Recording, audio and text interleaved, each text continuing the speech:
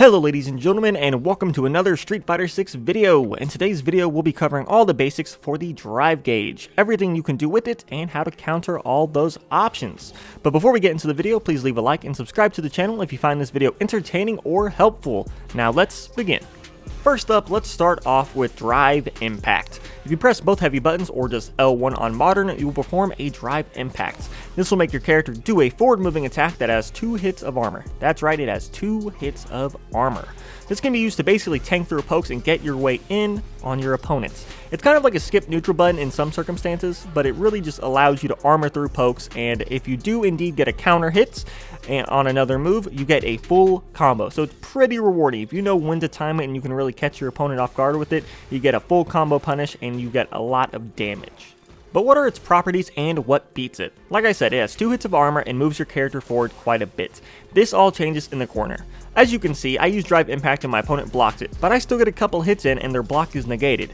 In the corner, Drive Impact will wall bounce, letting you get a punish in. You can't do full combos, but you can do a bit of damage. It basically punishes the opponent for blocking, which can be pretty brutal sometimes. So, how do we beat it? Well, you have a couple of different options. The first and easiest is to simply Drive Impact right back. React to their impact with one of your own. Your Drive Impact will tank through theirs and lead to a full combo for you. The easiest way to remember this is whomever impacts last will always win. You always want to be the one that's impacting second. You don't want to start it because you will lose. The second option is to use a Super Art. Super Arts will always power through Drive Impact. It can be any Super Art that you don't whiff and actually connect with your opponent. Finally, you can use Drive Parry and parry it. If you do the regular Drive Parry, you don't get a punish, and it's not your turn, but that changes if you get a perfect parry. If you get a perfect parry, you can punish with a highly scaled combo, so you're not going to be doing a ton of damage, but hey, any little bit of damage is better than no damage, especially if you react with a parry instead of a Drive Impact, but you know, hey, free damage is free damage. Speaking of Drive Parry, that's the next thing you can use your drive gauge for. If you press or hold down both medium buttons, you will perform a Drive Parry. You'll know you're doing it right when your character glows blue and does kind of a funny looking animation. This changes a couple things. For starters, you'll parry every attack that comes your way, including projectiles.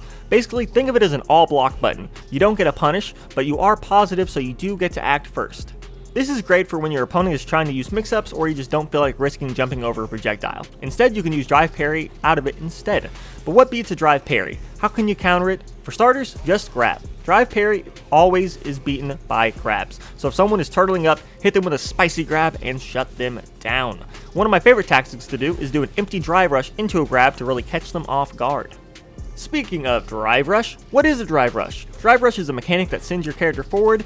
Any attack that they do will have 4 extra frames of advantage, allowing certain combos that would otherwise not be possible. To perform a Drive Rush, you can do any special cancelable move and double tap forward, or you can double tap forward while performing a Drive Parry.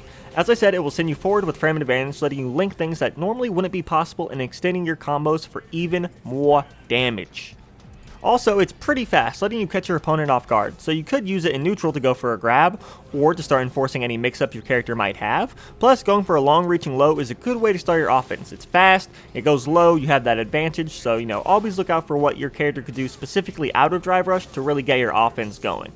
Final thing you can use your drive gauge for is to perform Overdrive Arts. This is basically your enhanced special moves. Just do your input for your special move, but press either 2 kick buttons or 2 punch buttons, whichever is used for the move, and boom, you've now enhanced your special. This is obviously good for increasing your damage or setting up a better situation, but it's entirely dependent on your character and their moves. So go into practice mode and have fun exploring your character. And there you go, everything you can do with your drive gauge and a couple tips for each one. If you enjoyed this video or found it informative at all, please consider leaving a like and subscribe to the channel for all of your fighting game content needs. Also, don't forget to check the description down below for a link to our community Discord server where we're setting up game nights and fight nights and all that fun stuff, and a link to my Twitch where I stream sometimes. I'm Zuliulix, and I will see you in the next video.